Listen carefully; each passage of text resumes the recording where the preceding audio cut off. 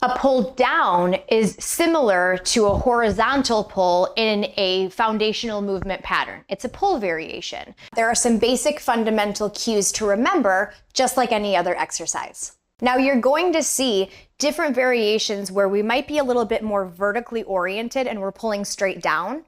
Or you might see variations where we're leaning forward and we're using an attachment that looks similar like this. I'm really just using two attachments to make one attachment with our wrist face towards each other.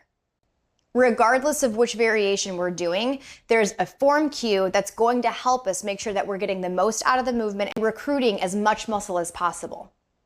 When we're pulling down, we're not trying to bring that bar to our chest. When we're pulling down, we're trying to bring our elbows to our hips. Now, this is going to be a lot harder bringing our elbows to our hips, but when we try to remember that cue, what that's gonna do is, number one, prevent our elbows from breaking our back line, which is massively important in order to recruit our back muscles.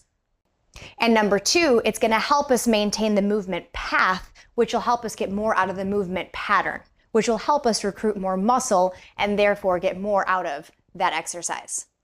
So yes, it's going to be important to make sure that you're paying attention to those subtle cues and also reading the name of the exercise, neutral versus reverse grip, because our hand position and our vertical orientation is also going to target different muscle groups, just like our elbow position and vertical orientation of our seated rows. When we're leaned forward like so and our hands are neutral, meaning our wrists are faced each other, this is going to target a little bit more of our lats.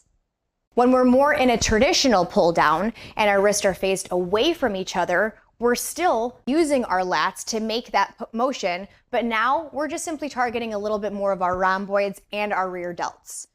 So really, it doesn't matter which variation we're working on. The basic rule of thumb applies is going to be, we're not pulling down to our chest and we're not trying to just come all the way back, pulling as much as we can, breaking our back line. We are simply just trying to pull down and hit those hips. It's gonna be almost impossible, but you're just trying to aim for your hips, okay? Whether or not you actually hit them is completely irrelevant. If you are trying to actually aim for your hips, you're engaging your back muscles in an appropriate fashion and therefore will optimally target those back muscles.